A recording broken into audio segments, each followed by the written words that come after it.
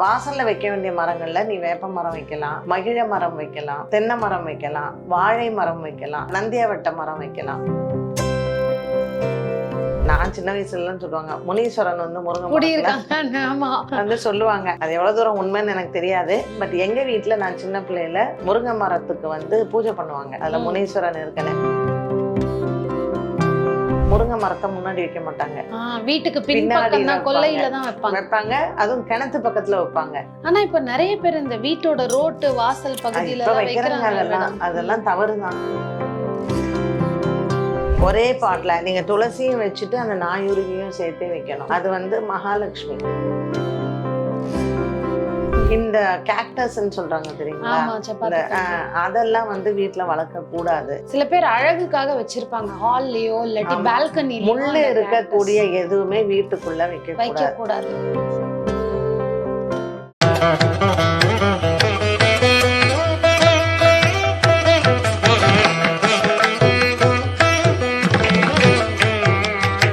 Madam வணக்கம். வணக்கம்மா. இப்போ வந்து வீட்டுல வளர்க்க கூடாத ஒரு விஷயம் மரம் செடினா, இந்த செடியெல்லாம் கண்டிப்பா தவிர்த்துருங்க, வேண்டாம், ஆனா இதெல்லாம் கண்டிப்பா வைக்கணும் அப்படின்னா எந்த மாதிரி மரம் செடிகளை நம்ம வீட்டுல வளர்க்கணும்? ஆமா, இப்போ மனிதர்கள் மாதிரி மரங்களுக்குமே பாசிட்டிவ் எனர்ஜி, நெகட்டிவ் எனர்ஜி அப்படிங்கிறது இருக்கு.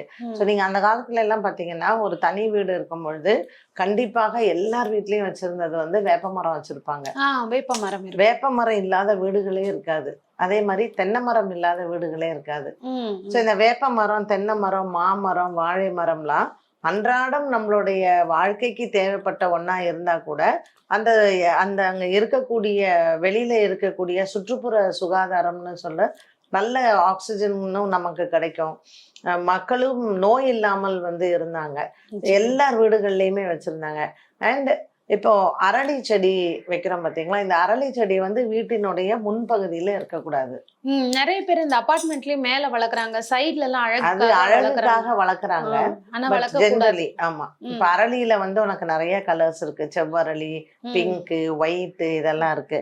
ஸோ ஜெனரலி இந்த அரளி செடியை வந்து நம்ம வீட்டினுடைய முன்பகுதியில வைக்க கூடாது. நீ வீட்டினுடைய பின்பகுதியில வச்சுக்கலாம், மாடியில எல்லாம் வச்சுக்கலாம். ஆனா நம்மளுடைய வீட்டு நுழைவாயில் இருக்கு இல்லையா, அதுல வாசல்ல வந்து வைக்க கூடாது.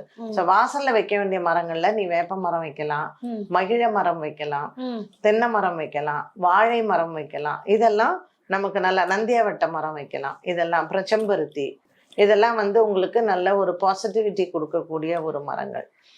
நமக்கு வந்து வீட்டுக்கு பின்புக்கம் வைக்கிறது முருங்கை மரம். இப்ப இந்த முருங்கை மரத்துல வந்து இப்ப நான் சின்ன வயசுல சொல்லுவாங்க முனீஸ்வரன் வந்து முருங்கை வந்து சொல்லுவாங்க. அது எவ்வளவு தூரம் உண்மைன்னு எனக்கு தெரியாது. பட் எங்க வீட்டுல நான் சின்ன பிள்ளையில அந்த முருங்கை மரத்துக்கு வந்து பூஜை பண்ணுவாங்க. அதுல முனீஸ்வரன் இருக்குன்னு. அது ஒரு வாரம் அதுக்கு பொங்கல் வைக்கல இதுன்னா யாருக்காவது அங்க சாமி வந்து கேட்கும், நீ ஏன் என்ன வணங்கலன்னு சொல்லி கேட்கும். அதெல்லாம் நாங்க பார்த்திருக்கோம். இன்னைக்கு இருக்கிற ஜெனரேஷன்ஸ் வந்து அதை பொய்ன்னு சொல்லலாம், இல்ல நம்பிக்கை இல்லைன்னு சொல்லலாம். பட் சில இது நம்ம இன்னொரு பதிவு நம்ம தனியாக போடலாம். மரங்கள்ல வந்து சில உயிரினங்கள் இருக்குமானா கண்டிப்பாக சில ஜீவராசிகள் வாழ்வது உண்டு. அப்ப அந்த ஜீவராசிகளுக்கு தேவையான உணவு, ஒரு பொங்கல் வச்சு நம்ம படைக்கிறோம், ஒரு சாமி கும்பிடுறோம் அப்படின்னா அதனாலதான் முருங்கை மரத்தை முன்னாடி வைக்க மாட்டாங்க, வீட்டுக்கு பின்னாடி கொல்லையில தான் வைப்பாங்க. அதுவும் கிணத்து பக்கத்துல வைப்பாங்க. ஆனா இப்ப நிறைய பேர் இந்த வீட்டோட ரோட்டு வாசல் பகுதியில வைக்கிறாங்க. அதெல்லாம் தவறுதான். அண்ட் அதே மாதிரி நெல்லிக்காய். நெல்லிக்காய் வந்து கண்டிப்பாக அது மகாலட்சுமி. நீங்க வந்து நெல்லி மரம்ங்கிறது அவசியம். வீட்டுல நீங்க வந்து ஒரு தனி வீடு இருக்கு அப்படின்னா நெல்லி மரம் அவசியம் வைங்க. அதுல அரைநெல்லி வைக்கிறது ரொம்ப விசேஷம். அதே மாதிரி நீங்க துளசி செடி வச்சிருந்தீங்கன்னா அதுக்கு கூடவே இந்த தொட்டால் சினிங்கின்னு ஒரு செடி உண்டு, அது தொட்டா அப்படியே மூடிடும். அது வந்து துளசியோட சேர்த்து வச்சீங்கன்னா இந்த நாயுருவி செடின்னு சொல்லுவாங்க. அது வந்து ஒரே பாட்ல சொல்றீங்க, ஒரே பாட்ல நீங்க துளசியும் வச்சுட்டு அந்த நாயுருவியும் சேர்த்தே வைக்கணும். அது வந்து மகாலட்சுமி அந்த செடிக்கு. அதனால ரொம்ப அதெல்லாம் வந்து ஐஸ்வர்யமாக இருக்கிற அந்த இடத்த நமக்கு ஐஸ்வர்யமா ஆக்கி கொடுக்கும். அதனால அதெல்லாம் வைக்கலாம். நீங்க பிளாட்லயே இருக்கீங்க, ஒரு தொட்டியில துளசி வைக்கிறீங்கன்னா இப்ப என்ன பண்றாங்கன்னா மணி பிளான்ட் வைக்கலாம், பட் மணி பிளான்ட் வைக்கிறதுனால மணி வரும்லாம் இல்ல. நிறைய பேர் ஹால்ல கிச்சன்ல எல்லாம் வைக்கிறாங்க அந்த மூங்கில் மரம், அதாவது அந்த இது மணி ஆமா பிளான்ட். மூங்கில் வந்து புதனுக்கான ஒரு இது. சோ மூங்கில் வந்து it gives so much of prosperity. அதனால பச்சை மூங்கில் அந்த பேம்பு வந்து பச்சை இதுல நீங்க வச்சீங்கன்னா நிறைய வெல்த் வரும் அப்படிங்கிறது. ஸோ அது நீங்க வந்து வைக்கலாம். பட் துளசி செடிக்கு நம்ம பூஜை பண்ணும்பொழுது கூடவே அந்த நாயுருவி செடி இருந்து அதோட சேர்த்து நம்ம பூஜை பண்ணோம்னா அது ரொம்ப விசேஷம். ஸோ நீங்க ஃபிளாட்ல இருந்தா கூட அதை நீங்க வச்சுக்கலாம். அதனால மரங்கள்னு சொல்லும் பொழுது வைக்க வேண்டியது, வைக்க கூடாதது, எங்கு வைக்கணும் அப்படிங்கிறது இதெல்லாம். இப்ப ரோஜா செடி வச்சோம்னா வீட்டினுடைய முன்புறத்திலேயே வச்சுக்கலாம். அது ஒண்ணு அழகும் கொடுக்கும், பிளஸ் நமக்கு அது வந்து ஒரு நல்ல ஒரு பாசிட்டிவிட்டியும் கொடுக்கக்கூடியது.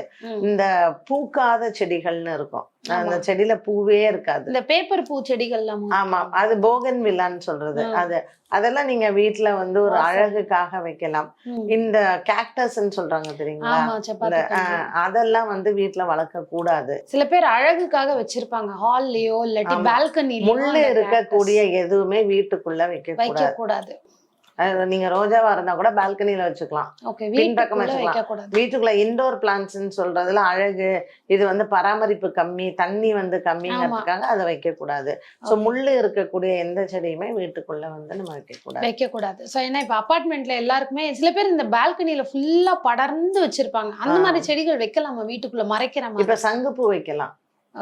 சங்கு புஷ்பம் ரொம்ப விசேஷம், அது கொஞ்சம் படர்ந்து வரும், அது நீங்க வீட்டுல தாராளமாக வைக்கலாம். ஒரு கிரில்லுல படர்ற மாதிரி வைக்கலாம். வெத்தலை செடி கண்டிப்பா வைக்கலாம். வெற்றிலையில வந்து உங்களுக்கு பூக்காது, காய்க்காது, அது வெற்றி இலை தான். இருந்தாலும் அதுல வந்து பிரம்மா விஷ்ணு சிவன் இருக்காங்க, அதனால வைக்கலாம். அருமை. அதாவது என்ன மாதிரி செடிகள் வைக்கலாம், வளர்க்கலாம். இந்த சில பேர் வந்து கேட்பாங்க வில்வம் வைக்கலாமான்னு. வீட்டு நீங்க தனி வீடு இருக்குன்னா வில்வ மரம் தாராளமா வைக்கலாம். வில்வ மரத்தை வந்து ஒண்ணு கன்னி மூலையில வைக்கலாம், விசேஷம். ஓகே, ஸோ இதுவும் இந்தந்த இடங்கள்ல வச்சாதான் விசேஷம் அப்படின்னு இருக்கு. ஸோ கிச்சன்ல வந்து நம்ம வைக்கிறத குறைச்சிக்கலாம் இல்லையா? கிச்சன்ல இந்த பிளான்ட்ஸ் வைக்கிறது நிறைய பேர் வைக்கவே வேண்டாம். இந்த கேஸ் ஸ்டவ் பக்கத்துல எல்லாம் நிறைய பேர் அதாவது இப்ப வந்து உங்களுக்கு இந்த இன்டீரியர்ஸ்க்கெல்லாம் நிறைய ஆட் வருதுல்ல, அதை பார்த்து வைக்கிறாங்க. பட் கிச்சன்ல வந்து நீங்க வைக்க வேண்டிய அவசியமே இல்லை. இன்டோர் பிளான்ட்ஸ்ங்கிறது இருக்கு, நீங்க வந்து ஹால்ல வைக்கலாம். நீங்க பாத்ரூம்ல ஒரு சும்மா ஒரு மணி பிளான்ட் வைக்கலாம். அது கண்ணுக்கு ஒரு குளிர்ச்சி, கண்ணுக்கு ஒரு அழகு, அது இருக்கிற இடத்த அழகுபடுத்துமே தவிர மரங்கள் அப்படிங்கிறது விருட்ச சாஸ்திரம் பத்தி இது எதை இப்படி வைக்கணுங்கிறது இருக்கு. நிச்சயமா, ஏன்னா நம்ம ஒரு ப்ராஸ்பெரிட்டிக்காக தான் ஒரு விஷயத்தையே பண்றோம். ஏன்னா ஒரு பண வரவா இருக்கட்டும், குடும்ப சந்தோஷமா இருக்கட்டும், அடுத்தடுத்து ஒரு வளர்ச்சியா இருக்கணும், ஏறுமுகமா இருக்கணும்னு நினைச்சுதான் பண்றோம். ஸோ பாக்குறவங்களுக்கு இது ஒரு நிறைய பேர் அறியாமையில இருந்திருப்பாங்க, சில பேருடைய இது வைக்கலாம் அது வைக்கலாம்னு கன்ஃபியூஷன்ல இருந்திருப்பாங்க. உங்களுடைய பதிவு வந்து ரொம்ப பயனுள்ள பதிவா இருந்தது. இதே மாதிரி தொடர்ந்து வந்து உங்களுடைய பதிவுகள்ல நாங்க உங்களை சந்திக்கிறோம் மேடம். நன்றி. நன்றி, வணக்கம்.